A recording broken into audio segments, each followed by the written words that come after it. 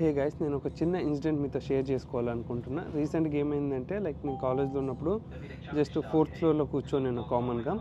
So అక్కడ ఒక తెలుగు అతనే నాతోటి ఇంటరాక్ట్ అయ్యాడనమాట. సో తెలుగుని అడిగితే అవును తెలుగు అని చెప్పా. సో మాట్లాడాడు, అది ఇది మాట్లాడాడు. సో ఓకే, నేను కొద్దిగా ఏమో ఎక్కువ తక్కువ మాట్లాడుతుంటే నేను ఓకే అని లైట్ తీసుకున్నా. సో తర్వాత ఏమన్నాడంటే నేను ఒకటే అడిగిన ఎప్పుడు ఆ ఇంటికి వచ్చారు అని అడిగిన. అని అంటే అతను నుండి 1 year అయింది అని అన్నాడు. సో తర్వాత ఉండేసి ఏం చెప్పాడు అంటే నేను ఇలా రూమ్ నాకు లేదు, నేను బయట స్టే చేస్తున్న హోటల్స్లలో నాకు 150 euros అలా అవుతా ఉంది. సో నాకేమైనా రూమ్ ఉందా మీ దాంట్లో, వేకెన్సీ ఉందంటే ఇప్పుడైతే ఏమీ లేదు బ్రో, నేనే వేరే దాంట్లో వేరే వాళ్ళ పేరు పైన కాంటాక్ట్ ఉంటే నేను జాయిన్ అయ్యా ఈ మధ్య రీసెంట్గా అని అన్నా అనమాట. సో అతను ఏమన్నాడంటే కాల్ చేసి ఒకసారి కనుక్కో ఉంటే అని అన్నాడు. సో యాక్చువల్లీ వాళ్ళు పార్ట్ టైంలో ఉన్నారు. సో నేను అందుకే కాల్ చేయలేదు. సో తర్వాత ఏమన్నాడంటే లేదు, ఇలా నువ్వు కాల్ చేసి కనుక్కుంటే నీతో పాటు ఇప్పుడే వద్దాం అనుకుంటున్నా రూమ్కి అని అన్నాడు.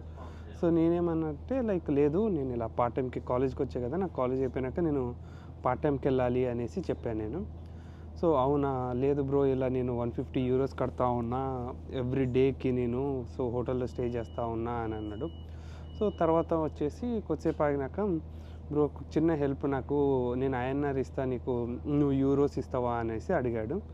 సో నేను ఉండేసి యాక్చువల్లీ నాది రీసెంట్గా నేను మొబైల్ చేంజ్ చేశాను. సో మొబైల్ చేంజ్ చేస్తే ఇక్కడ ప్రాసెస్ ఏమంటే ఇప్పుడు నువ్వు యాప్ ఇన్స్టాల్ చేసుకుంటే AIB అనేది, సో మనకి కొత్త ఫోన్లోకి యాప్ అనేది రావాలి అని అంటే లాగిన్ అంతా సక్సెస్ఫుల్గా కావాలంటే మనకి ఇంటికి కోడ్ వచ్చిద్ది అనమాట. కోడ్ అంటే పోస్ట్ వచ్చిద్ది అనమాట. ఆ పోస్ట్ పెడితేనే మనకి యాక్టివేట్ అనేది అయ్యిద్ది అనమాట కొత్త డివైస్లో. నా ఓల్డ్ ఐఫోన్లో ఉన్నది, కొత్త దాంట్లో లేదనమాట. నేను రీసెంట్గా చేంజ్ చేస్తాను కాబట్టి ఇలా చెప్పా. లేదు బ్రో, ఇలా నాది ఇంకా కంప్లీట్గా ట్రాన్స్ఫర్ కాలే, నా పాత మొబైల్ కూడా లేదు.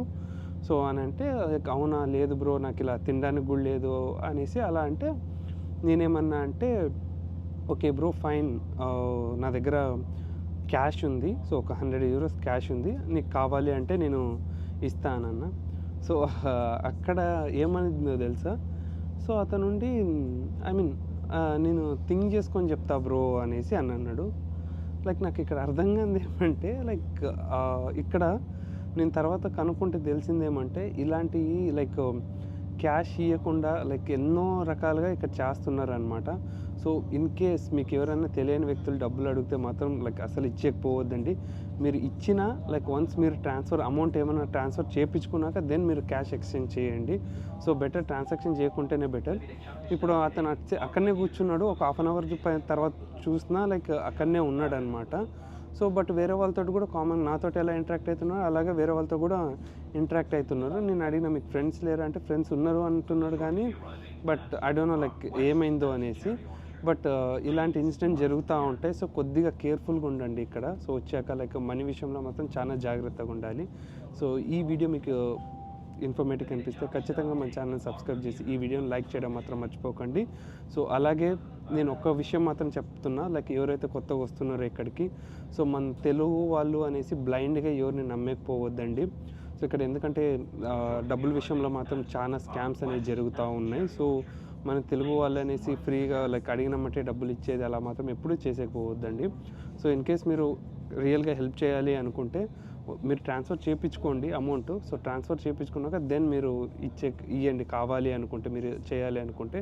సో అంతేగాని డైరెక్ట్ మనం క్యాష్ ఇచ్చినామనుకో, దెన్ క్యాషర్ ట్రాన్స్ఫర్ చేసినామనుకో అది ఏమైద్దో కూడా మనకు తెలియదు. So thank you for watching this video.